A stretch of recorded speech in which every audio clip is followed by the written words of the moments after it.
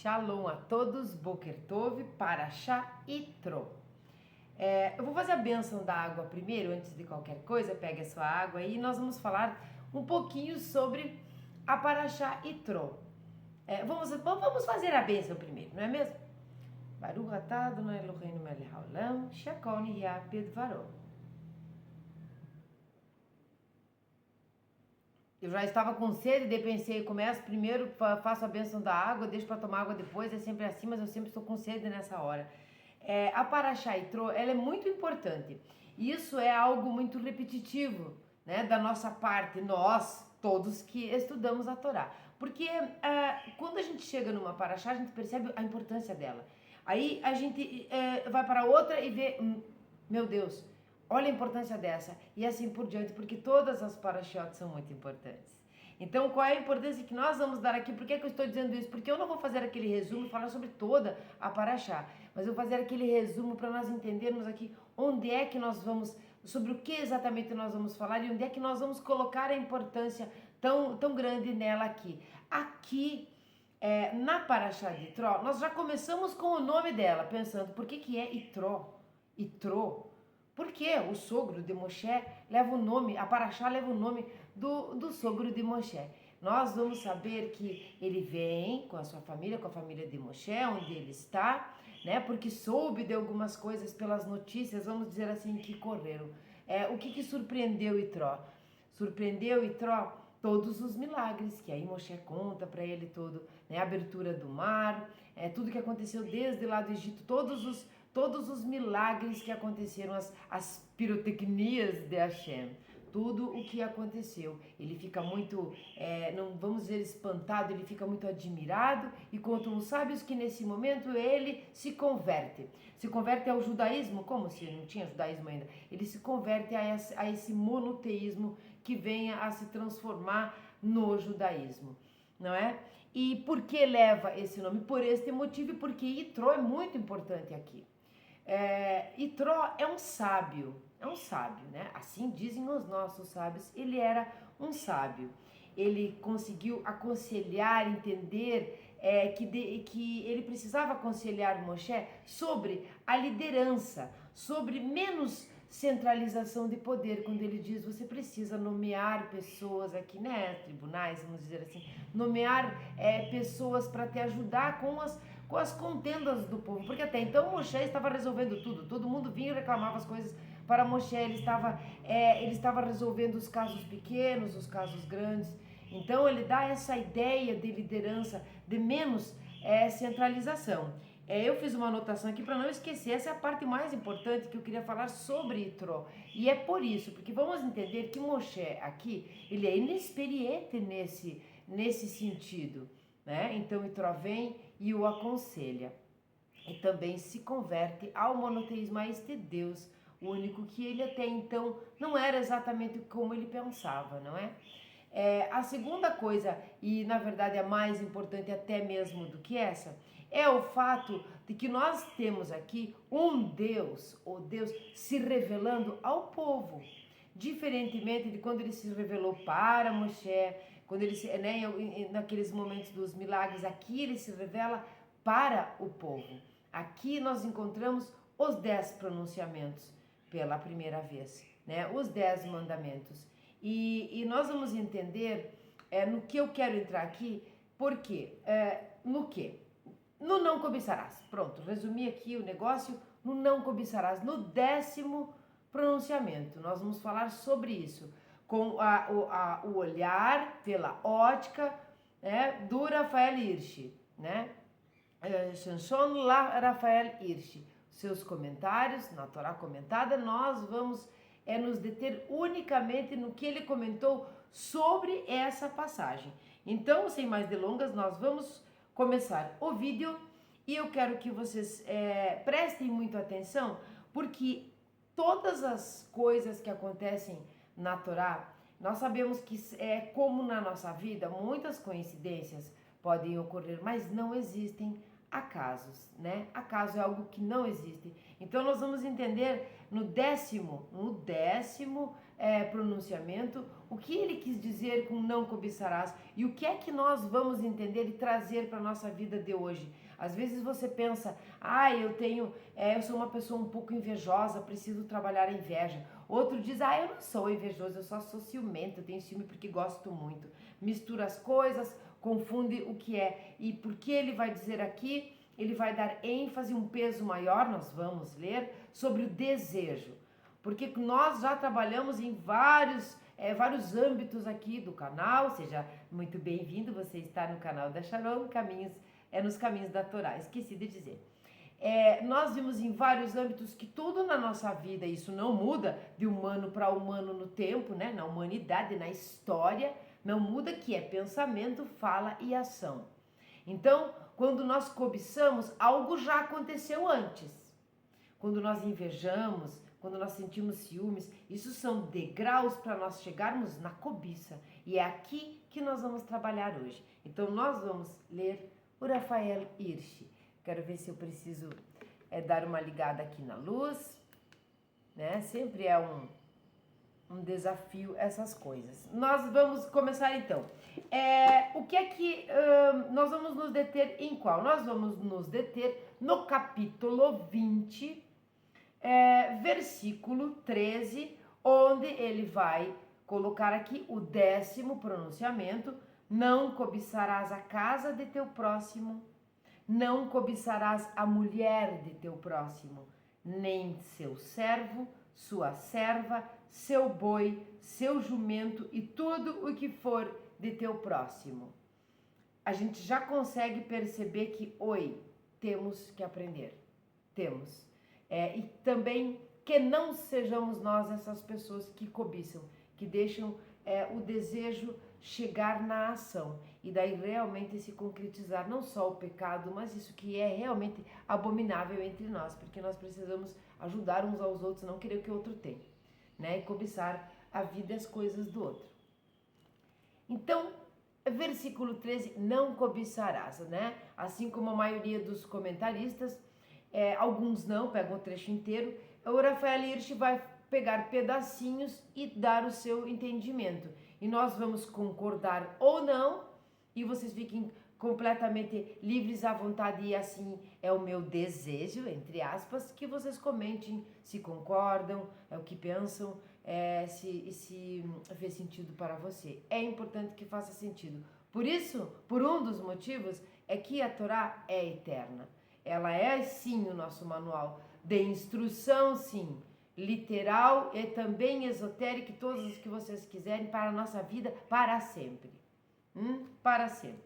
Não cobiçarás. Então ele vai explicar aqui que Tarmud, né? Cobiçarás. A Meriltá distingue Remdá, que é cobiça, de Tava, que é desejo. Nesse momento não nos interessa muito você compreender ou não a palavra, né? Nós compreendermos ou não a palavra em hebraico. Ele vai dizer o que significa. Por quê? Porque nós já sabemos que temos que ter uma de Bible, uma Torá, um Taná hebraico, com a transliteração ou não, mas né, com a tradução, mas ter em hebraico. Então vai ter essas palavras lá. Ele vai diferenciar a palavra cobiça da palavra desejo, para começo de conversa.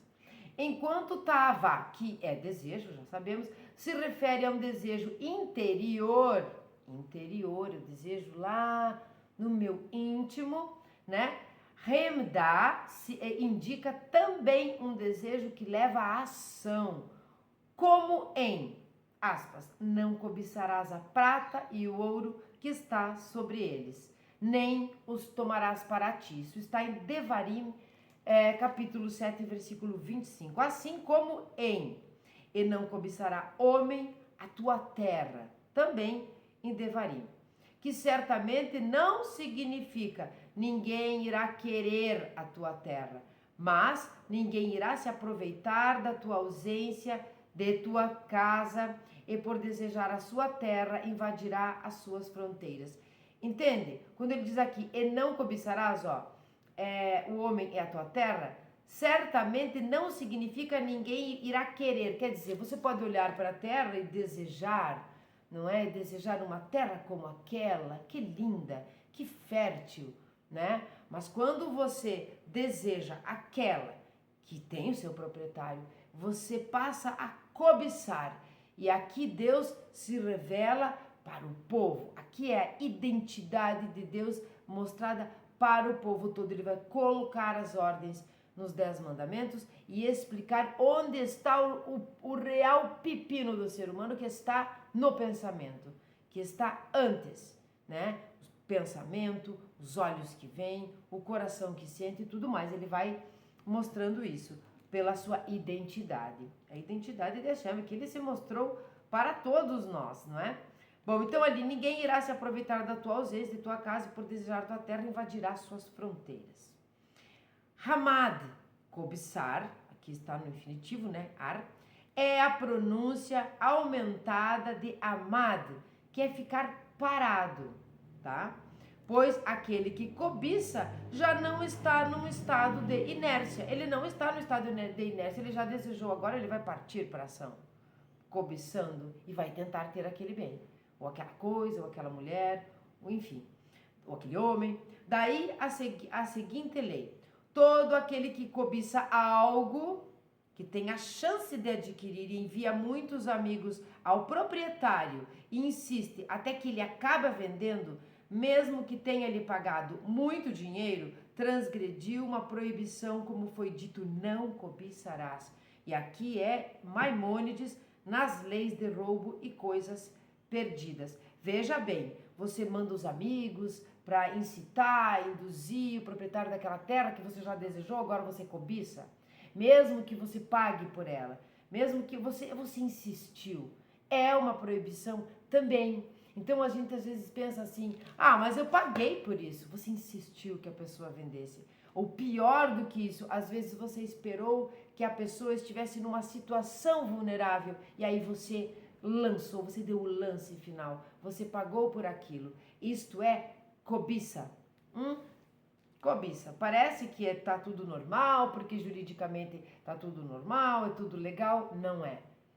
E nós vamos entender o Rafaelite aqui colocando onde é que fica o Estado, onde é que fica a pessoa. Ela fica acima ou abaixo das leis de Deus. E nós vamos, se Deus quiser, Baruch Hashem, entender isso. Parece às pessoas que a proibição de não cobiçarás só se aplica quando não há dinheiro envolvido, né?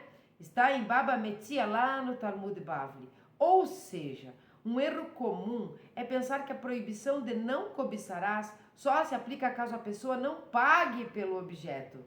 Portanto, se alguém pressiona o seu amigo até que ele concorda em vender algo que ele cobiça, mesmo que ele tenha comprado legalmente, ainda assim ele continuará transgredindo a proibição de não cobiçarás. Aqui ele vai colocar que, contudo, isso não está de acordo com todas as opiniões. E vai citar a Tosafot no Talmud, no Sanhedrin. Eu quero explicar uma coisa aqui. Quem estudou lá na nossa playlist, o nosso estudo do Talmud essencial do Rabino Adenis Townsend, aprendeu o que significa Tosafot. Então aqui diz que nem todo mundo concorda com isso. Quer dizer, pagou não é cobiça. Tosafot significa acréscimos. Então está lá em Sanhedrin, né, nas leis, no tratado dessas leis, mas está como um acréscimo. Nós vamos trabalhar aqui com relação à maioria e aquilo que realmente nos interessa para nos modificarmos, nos transformarmos como seres humanos, melhorados, como Bnei Noah, que seguem as leis, a tradição judaica, mesmo sem sendo judeus, sabemos disso, e como seres humanos cidadãos, né? E como amar ao próximo como a si mesmo. Então, Tosafot são acréscimos. Alguns ali nos acréscimos colocaram que não concordam. Não é a nossa opinião. A minha opinião particular é que sim, quando você cobiça, quando você oferece, quando você paga pelo objeto, mas foi mediante a sua cobiça, a sua insistência, a sua insistência mesmo que aquela pessoa vendeu, que você adquiriu esse bem, não importa quanto você pagou. Até às vezes paga muito mais do que realmente aquilo valia, simplesmente para tirar do outro. Isto é cobiça. Isso é o posicionamento particular meu e da maioria dos sábios, por isso eu estou aqui dizendo que existem a Tosafot dizendo o contrário. Quanto à mulher, agora nós vamos ver a mulher de teu próximo. Tá, antes de falar da mulher do teu próximo, eu quero dar um exemplo bem certeiro aqui, bem prático, bem moderno.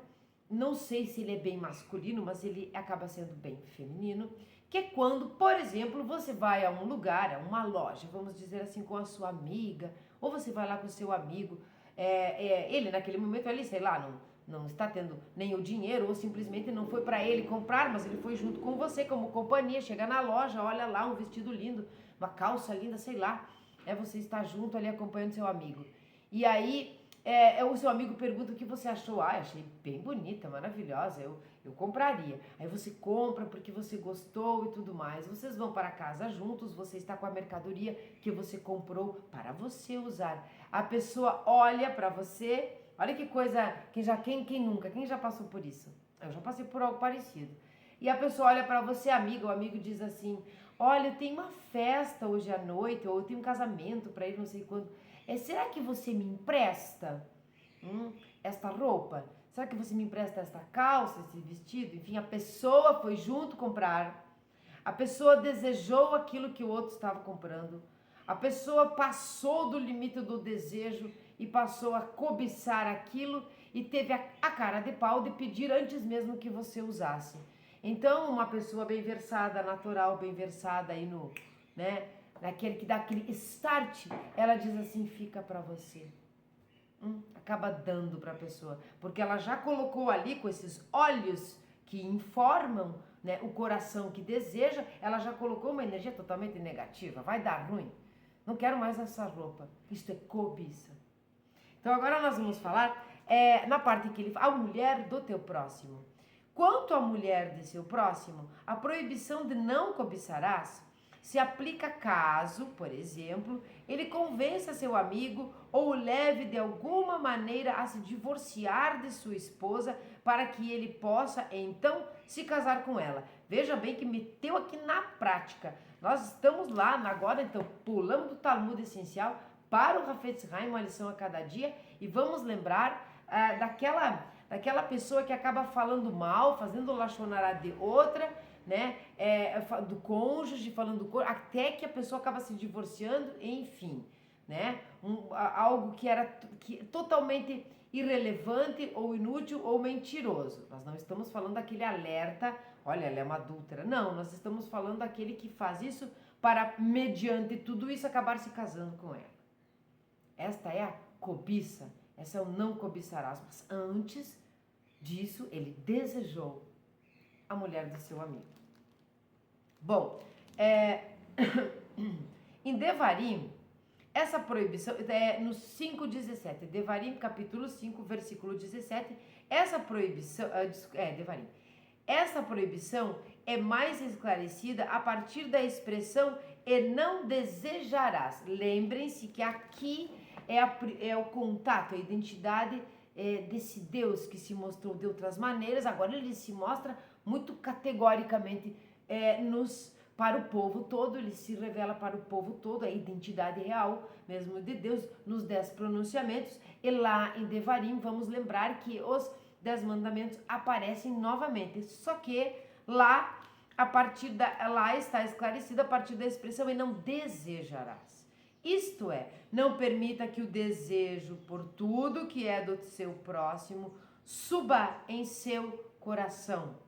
A linguagem lá e não cobiçarás a mulher do teu próximo, e não desejarás a casa do teu próximo, nem o seu campo, seu servo, sua serva, seu boi, seu jumento, e tudo o que seja de teu próximo. Está explicadinho, muito, não tenho como errar aqui. É intrigante notar que referente à mulher de teu próximo, não é dito não desejarás, mas não cobiçarás. Com relação a todas as outras posses, o desejo em si não é algo abominável. Isso é proibido porque leva ao pecado. Se desejares, acabarás cobiçando. Então veja aqui que ele diz que esse desejo ele não é tão abominável. Por quê? Porque quanto às posses e tudo mais, Você pode querer ter algo parecido, quando a gente fala assim, essa é inveja, eu tenho inveja, inveja boa. Inveja boa, não existe inveja boa, mas a gente usa esse termo, né? Inveja boa, que bom que você está bem, que realmente que fértil, que linda essa sua propriedade. Eu desejo algo assim, quando é as posses, mas quando chega na mulher, então não desejarás, não cobiçarás, porque provavelmente se você a desejou, a cobiçará. No entanto, em relação à mulher do teu próximo, o próprio desejo é considerado cobiça. E aí ele remete para Ezequiel, onde está escrito: desejo e cobiça vêm como uma coisa só, e portanto a escritura não diferencia entre eles. Em geral, a intenção da Torá é proibir o desejo, independentemente da cobiça, para que a pessoa não pense que a transgressão começa apenas com o ato, e a cobiça, independente do desejo, para que a pessoa não pense que a intenção de comprar o objeto propriamente valida de alguma forma o seu desejo. Eu comprei, eu desejei, cobicei e comprei. Não é cobiça, está tudo certo. Não.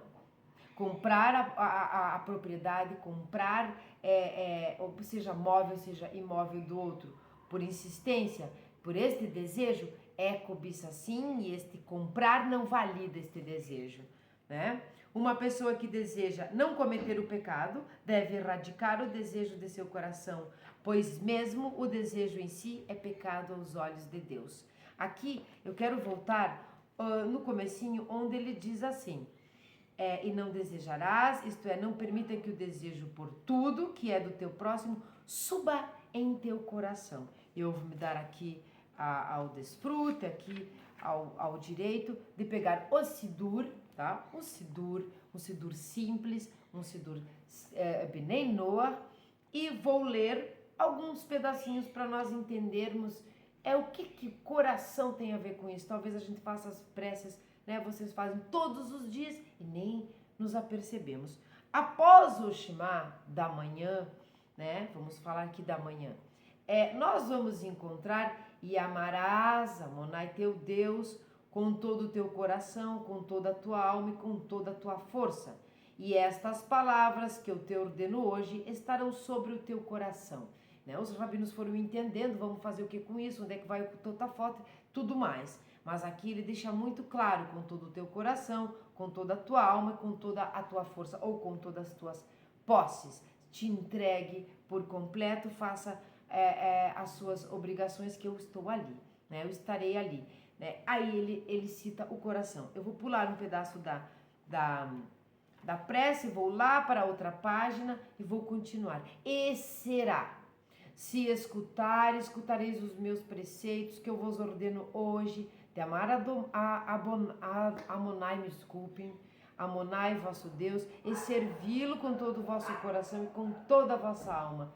E darei a chuva, e ele continua, ele vai falar da chuva do começo da estação, né, do fim da estação, o Malcoche e Iorê e Malcoche. Ele vai falar, aí pula mais um pouco, mais abaixo vai estar escrito: te guarde, prestem atenção, para que vosso coração não seja tentado, e vos desvieis e servireis deuses estranhos e prostrar-vos-ei a eles.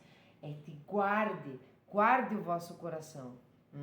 Tudo bem, ainda não deu para entender exatamente, mas ele vai continuando, né? Vai falar, coloque essas minhas palavras sobre vosso coração, né? Repetindo, e sobre vossa alma, e as atareis como sinal sobre vossa mão, e serão como totafote entre vossos olhos. Ele trabalha o coração, trabalha os olhos. Trabalha o coração, trabalha os olhos. E aí nós vamos mais adiante, né? E vamos encontrar o seguinte: e não vos desviareis atrás de vosso coração e atrás de vossos olhos, pelos quais vos desvirtuam, para que possais lembrar e cumprir todos os meus preceitos e serem sagrados para vosso Deus. Aqui ele deixa claro: os olhos veem, informam o coração. É um trabalho completo aqui, de olhar, de sentir, de intelectualizar, enfim. Quando a gente diz assim, faça o que o teu coração diz. É um erro tão grande esse, mas enfim, quando a gente diz isso. Os olhos vêm e informam o coração. Não deixe que os seus olhos façam com que você se desvirtue, assim como o teu coração. Então ele vai aos poucos na prece, chegando e explicando e determinando que os olhos e o coração são os objetos aqui, ou melhor, são os instrumentos do desejo, né? Que vão produzir o desejo. E do desejo, quando ficar arraigado no coração, ele vira cobiça. E aí, como a gente já disse, se foi o boi com as cordas. Continuando. Quem deseja o que não é seu, peca consigo mesmo, pois deveria abrir seu coração apenas para aspirações puras e honestas. Aqui, aspirações puras e honestas e estar agradecido com aquilo que Deus deu para nós, com aquilo que Deus deu para você. Por certo, esse é o seu quinhão. Isto veio para você. Não queira o que é do outro, porque você não está nem mesmo valorizando a si mesmo, como ele diz aqui, não é? E ao que Deus deu para você. Está, entre aspas, chamando Deus do quê? Está dizendo que Deus errou, me deu as coisas erradas, não me deu o que eu merecia e deu para o outro, eu quero o que é do outro. Então nós estamos colocando em dúvida aqui as atitudes, né? Os atributos através das ações de Hashem. Nós estamos colocando em dúvida os 10 mandamentos, que nós estamos colocando em dúvida o próprio Criador. Não sabe o que faz e deu para mim o que não era para ter dado para o outro e vice-versa. No decálogo mencionado lá em Devarim, que acrescenta alguns esclarecimentos sobre os mandamentos relacionados aqui, foi acrescido aos exemplos de posses listados aqui as palavras seu campo, para que ninguém pense que o desejo é proibido apenas em relação a bens móveis. Sabe aquela pessoa que furta, chega na casa do outro e olha para aquela coisa, ficou bonitinho isso como uma doença, né? O povo... Agora eu não quero criticar a medicina nem coisa nenhuma, que eu amo a medicina, mas assim, vamos inventar então a cleptomania, né? Então ele é cleptomaníaco, ele furta. Então aqui é uma cobiça, não existe essa cobiça, que nós não chamamos de cleptomania, em todos os âmbitos, no âmbito móvel e no âmbito imóvel, como quando nós falamos lá, eu quero a sua terra, não é a outra. Eu já desejei, cobicei, pago quanto for, só para ter aquela que é sua. Isso é cobiça, isso é pecado, isso é proibido, isso está no 10º pronunciamento de Hashem. Bom, além disso, deixa eu ver que eu estou aqui, não, estou mais para cima. Para que ninguém pense que o desejo é proibido apenas em relação a bens móveis, que passam de mão em mão, onde o desejo pode facilmente levar ao pecado, né? Furtou, botou chocolate lá do supermercado dentro do bolso, saiu e tudo mais. Além disso, todos, desejou o chocolate e pegou, isso que eu quero dizer. Além disso, todos os pecados entre o homem e o próximo estão ligados ali, no Devarim, pela letra de conexão Vav. Então ele vai explicar aqui uma exegese bem simples. Vav é E, né? O Vav, sabemos. O Vav equivale à conjunção aditiva E, então é uma soma, é isto e aquilo também, e formam uma única frase composta de várias partes. Não assassinarás, e não adulterarás, e não sequestrarás, e não darás falso testemunho, e não cobiçarás, e não desejarás. E vai indo. Por um lado, a intenção da Escritura é declarar todos os bens de seu amigo como dedicados a ele e proibir qualquer tipo de transgressão contra eles numa única declaração de Deus foi para ele. Este é o mérito dele, o seu é outro. Sabe? Tá brincando com as crianças, a criança quer o que é do outro, quer o carinho do outro. Mamãe e papai, com muita delicadeza, mas exigindo com um pronunciamento, este é que mamãe comprou para você, este é do amiguinho, este é o seu e este é o dele. Tudo numa declaração apenas.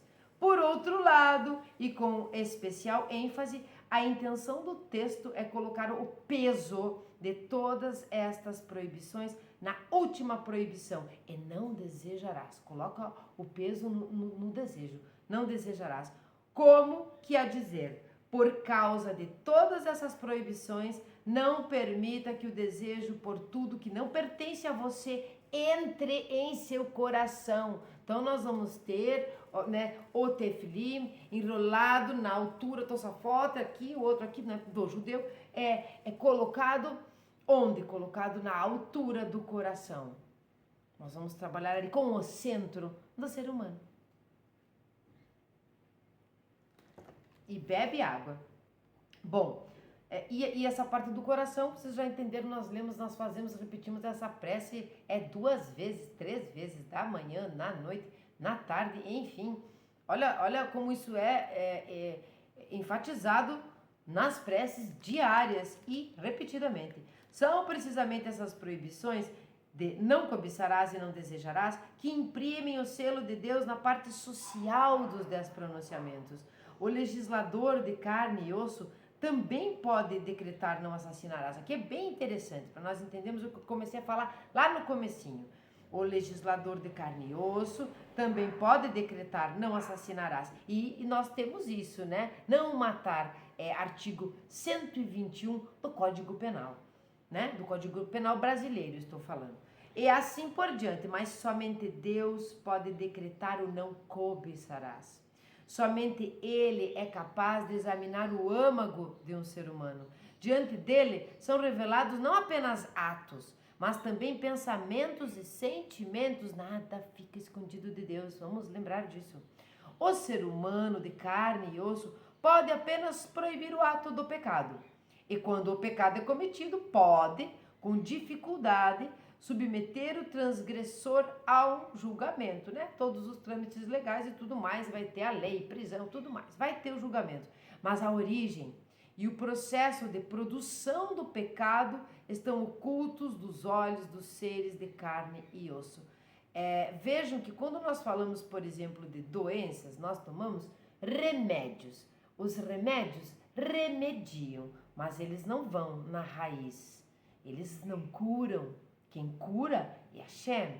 Então, nós vamos associar, vamos fazer uma analogia aqui muito parecida. Você pode colocar a pessoa na cadeia, você pode julgar um assassinato e tudo mais, como um ser humano. Mas, como ele diz aqui, a origem e o processo de produção do pecado estão ocultos dos olhos dos seres humanos, dos seres de ossos. E uma vez que o pecado tenha amadurecido completamente no coração do ser humano, ele raramente conseguirá se impedir de fazê-lo, por medo da punição de um tribunal terreno.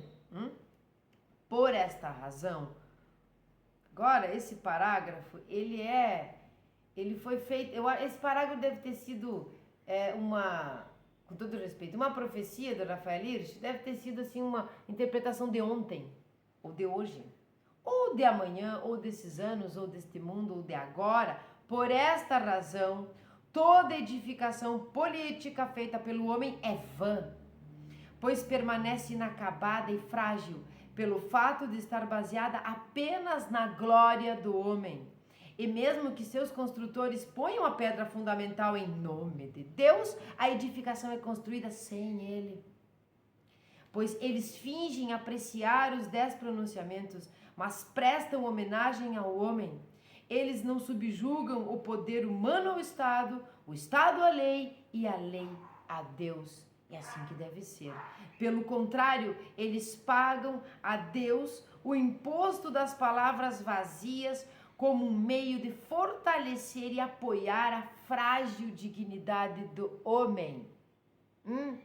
Tinha que ter recebido um prêmio Nobel da paz, da poesia, da física quântica, Rafael Hirsch. Olha, vou ler esse pedacinho de novo. Eles não subjugam o poder humano ao Estado, o Estado à lei e a lei a Deus. Pelo contrário, eles pagam a Deus o imposto das palavras vazias como um meio de fortalecer e apoiar a frágil dignidade do homem. A nossa dignidade é frágil. Por isso nós estudamos a Torá. Por isso nas preces está lá dito: se acostumem a estudar a minha Torá, a Torá de Hashem. se acostumem a cumprir os meus preceitos e treinem e estudem e sirvam a Hashem todos os dias da sua vida, o tempo inteiro. Somente quando o Eterno se tornar rei sobre toda a terra e a sua vontade se tornar o código da lei da raça humana, só então serão fechadas as portas da prisão e a tristeza e os suspiros abandonarão a terra. Eu sempre pensava quando eu estava na faculdade assim, porque se os homens fossem honestos, não precisaríamos das leis. Talvez nós precisássemos das leis, todos fôssemos honestos, para cumprir determinadas conjecturas, não sei, sociais ali, né, para a estrutura ficar bem organizada e tudo mais, assim como o Yitro disse para Moshe, vamos organizar isso aqui, vamos tirar essa centralização de poder aqui, sua, vamos delegar, vou te ajudar, né, e ele aconselhou e tudo mais. Então, talvez leis sim, mas não haveria a punição. Hoje nós vemos acontecendo o contrário, existe os crimes, porque a punição está desigual, porque a punição não acontece. Então se perdeu o medo porque nem se tinha o temor a Hashem, porque precisamos amá-lo, temê-lo e respeitá-lo.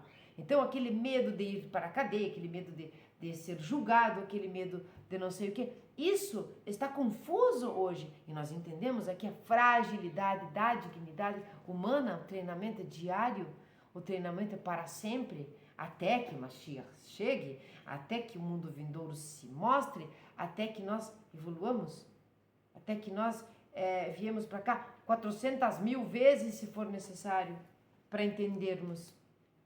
Bom, é preciso acrescentar que o decálogo não tem maior santidade. Aqui é outra parte, assim, ó, eu estou maravilhada com esta paraxá e com este Rafael Hirsch. Esse momento aqui, você começa a ler e diz, como assim está dizendo que não é tão importante?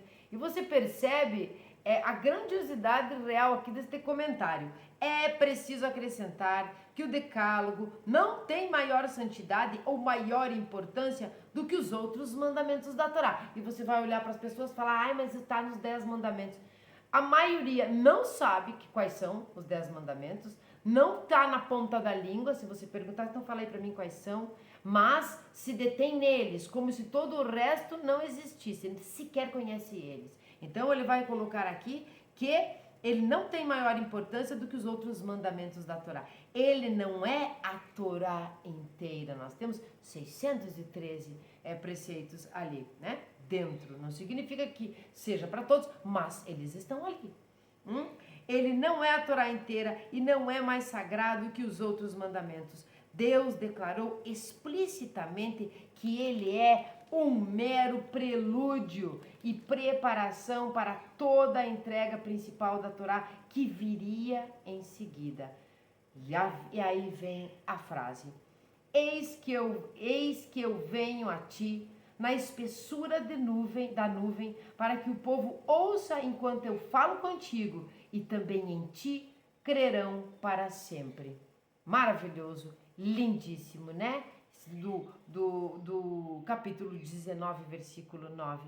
É explicitamente declarado que o propósito da revelação no Sinai era preparar o povo para receber todos os outros mandamentos que lhes seriam transmitidos por Moshe, e para provar-lhes, além de qualquer sombra de dúvida, pela visão de seus próprios olhos e da audição de seus próprios ouvidos, que falou o Eterno a toda a vossa congregação. Esse está lá em Devarim. Então, portanto, nós vamos entender que ele é objetivo, claro, ele identifica Deus ali. Os mandamentos são muito claros, mas é um prelúdio. Façam isso agora. Façam isso agora e vocês já estão dentro do clubinho. Mas aí ele vai entregar todo o restante da Torá. A Torá escrita que Moshe vem trabalhando, né? Vai trabalhar tanto tempo. E a Torá escrita e todo o resto, né? A Torá oral, a Kabbalah, que faz parte da Torá oral, o entendimento que vem para que os rabinos no futuro venham a compreender e interpretar direito, que venha a ser depois o Talmud e tudo mais. Os mandamentos são o prelúdio, são a preparação para o povo. Já estão fazendo isso? Já estão cumprindo os 10 mandamentos? Entenderam bem? Então agora é um abraço. É isso que ele está dizendo. Portanto, eles aceitarão também todos os outros mandamentos como a palavra de Deus pelas mãos de Moshe e os cumprirão para todo o sempre com fé inabalável. Se você respeita, cumpre, faz, age, em conformidade com os 10 pronunciamentos de Hashem, você já está pronto para receber todo o resto com esta fé inabalável. Agora é uma fé lógica, é um Deus que se identifica. Embora você não possa jamais imaginar que vai ler a Torá e literalmente e ficar em dúvida com alguma coisa, porque não compreendeu que Deus não precisa e não é lógico. Mas ele vai mostrar a lógica do porquê fazer assim, do porquê fazer assado. O que muda andando nos meus mandamentos e andando fora deles. Ele mostra, e aqui nós vemos a lógica, né? O equilíbrio, justiça e benevolência e tudo mais. Ainda assim, os 10 pronunciamentos são os princípios básicos de todas as outras leis e mandamentos. E se refletirmos sobre a ordem em que esses princípios básicos foram declarados, encontraremos nela uma verdade que lança uma nova luz sobre todo o conceito da Torá de Deus. Se você tem a Torá, quando terminar aqui o vídeo, você pega e lê os 10 mandamentos, os 10 pronunciamentos, de forma concentrada, devagarzinho, né? Como quando eles dizem, falou dizendo, faça isso devagar, entenda um por um, compreenda a ordem de cada um. A primeira parte começa com eu sou o Eterno e termina com honrarás a teu pai. A segunda parte começa com não assassinarás e termina com não cobiçarás. A obrigação do reconhecimento de Deus abre com uma demanda dirigida ao intelecto. Eu sou eterno e não terás. O intelecto, ele está dizendo aqui, eu sou eterno e não terás. É ponto final. Não tem querequexê, não tem perguntas aqui. Ele está se mostrando, ele está se revelando para o povo. Mas, como a cognição intelectual de Deus não é suficiente, devemos expressar o nosso reconhecimento de Deus também com atos. Sair da intelectualidade com os atos, a ação. Controlando nossa fala. E aqui é o não jurarás. Controla esta boca, não jura em vão. Nosso trabalho, lembra-te, quando ele diz, e nossa vida familiar, honrarás a teu pai.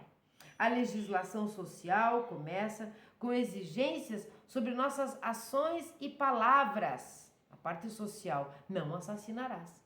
Né? Então agora ele está falando da parte social da convivência. Não adulterarás, não roubarás, não sequestrarás, não darás falso testemunho. Nós estamos falando aqui numa convivência com o semelhante. Mas não basta controlar nossa fala e ações. A Torá exige que também governemos nossos corações e mentes. Não cobiçarás, não desejarás. E aí lembremos novamente lá das preces. Os olhos vêm e informam, né? São os olhos que nos informam. Os cheiros nos informam, os ouvidos também, as orelhas, a audição, mas os olhos nos informam de maneira inteira, de maneira pontual, de maneira derradeira. Depois que os olhos nos informam, o nosso coração absorve. Então, o que é que os nossos olhos devem ver? Porque nós entendemos que não podemos desviar, para que não nos desviemos dos preceitos de Hashem e adoremos outros deuses. Que isso vá ao nosso coração, que nós desejemos o que é do próximo, passemos a cobiçar e fazer qualquer negócio para ter o que é do outro. É cobiça. Começa com o desejo. Então, onde é que nós temos que cortar? Quando eu estava falando da doença, a doença o remédio remedia. A cura está na raiz, precisamos entender onde é que está. Algumas coisas nós conseguimos entender, a maioria delas não. Quem cura é Hashem. Por quê? Porque está na raiz. E nós não conseguimos ainda, com os nossos poderes latentes, chegar nisso. Nós ainda não conseguimos. A mesma coisa aqui. A raiz está no desejo. Se você não desejar, você corta o mal pela raiz. Você não vai cobiçar. Inveja, ciúme, esse tipo de coisa não acontece quando você não desejou, quando você trabalhou isto antes de virar uma cobiça. Porque a cobiça é tudo junto. É ciúme, é inveja, é até mesmo insegurança, é egoísmo e muita ignorância de Deus, sobre Deus. Muita ignorância sobre Deus. A reflexão feita acima, expressa acima, vai acima do que ele disse, né? A seguinte verdade: toda religião e todo serviço a Hashem, no coração e no espírito, são desprovidos de valor, que lhes falta o poder de controlar nossa fala e ações, nossa vida familiar e social. Somente por meio das nossas ações e do nosso modo de vida podemos provar que somos verdadeiramente servos de Deus. Por isso tanto ritual, por isso tantas coisas mesmo físicas para que nós lembremos, para que nós realmente possamos verdadeiramente servir a Deus. Por outro lado, toda a qualidade e nobreza sociais são desprovidas de valor e se desintegram no primeiro teste, quando o seu propósito é apenas ser correto externamente e fazer o bem e o correto aos olhos do homem, enquanto ignoram a lealdade interna e não se baseiam na consciência e na pureza da fé interna, algo que somente Deus é capaz de ver e julgar. Então, o que se passa no escuro do seu quarto, o que se passa no íntimo da sua solidão, do seu coração, é visível, é simples para Deus. Então, quando nós falamos já repetidas vezes que entre o roubo e o furto, entende-se no Talmud que é pior aquele que furta, é porque este pensa que se fulano não viu, tá tudo bem, não se preocupa com Deus, não se preocupa, então o furto é pior. Este ri na cara de Hashem e não se ri na cara do Criador, não é mesmo? Todo ato bom e honesto deve emanar do coração. Vejam bem, aonde se corrompe após o desejo, o olho informar o coração, ao que acontece de ruim, vem através do coração, mas a nobreza, a honestidade, o serviço, tudo que há de bom também vem pelo coração. Então eu vou ler esta parte de novo. Por outro lado, toda qualidade e nobreza sociais são desprovidas de valor e se desintegram no primeiro teste, quando o seu propósito é apenas ser correto externamente e fazer o bem e o correto aos olhos do homem, enquanto ignoram a lealdade interna e não se baseiam na consciência e na pureza da fé interna, algo que somente Deus é capaz de ver e julgar. Todo ato bom e honesto deve emanar do coração, e todo pensamento nobre deve se traduzir em atos práticos, e tudo isso deve acontecer enquanto os olhos do homem se voltam constantemente para Deus. Vigiar. Este é o espírito que paira sobre os fundamentos da Torá de Deus e unifica as duas tábuas, a religiosa e a social, numa unidade perfeita e indivisível. Unidade perfeita e indivisível. Qual? A religiosa e a social. Esse foi o vídeo sobre Yitro, a Parashá de Yitro, quando Deus se revela para o povo, quando ele resume ali e realmente se mostra, agora cumpram, para devagarzinho, Moshe vir recebendo e poder depois passar para o povo o restante de toda a lei. E os fundamentos estão aqui, nos 10 mandamentos. Então, a mensagem para nós é qual? Desejou algo aqui na cabeça. Não, primeiro olhou, os teus olhinhos olharam e você vê aquilo, ai que lindo, que vontade, né? Pronto. Que bonito é a informação, que lindo aquele vestido. Esta é a informação que os olhos te mandaram para sua cabeça. Mas agora o seu intelecto não para pensar se você precisa, se você quer, se não é do outro, né? Mas é do outro. Mas aí você passou esse intelecto, ele está um pouco perturbado, já foi para o coração absorve, você desejou. Agora você cobiça. Porque agora você pensou, você olhou, você pensou, você vai agir, você vai cobiçar. Então não cobice. Não chegue para uma pessoa que está vulnerável, por exemplo, e insista que ela venda o seu bem. Você paga mais caro, um valor maior do que vale e tudo mais, simplesmente porque você quer aquilo que é dela. Ela se sente acuada, acaba vendendo. Isto é cobiça, isto é proibido pela lei de Deus. Não pela lei do homem. O homem vai lá, oferece mais, né? Existe até leilão, leiloa quem dá mais por isso, fica lá. Alguém perdeu aquele bem e você vai lá e compra por leilão, por exemplo. Não é mesmo? E você vai lá, alguém está perdendo alguma coisa, mas não tem problema, porque é tudo legal, é juridicamente correto, não é mesmo? É politicamente correto, como nós estamos falando por aí. Isto não aos olhos de Deus. Aí quando você vê então aquela mulher ou aquele homem e deseja, seus olhos, né? Seus olhos, às vezes é um feio, uma feia, mas enfim, os olhos, né?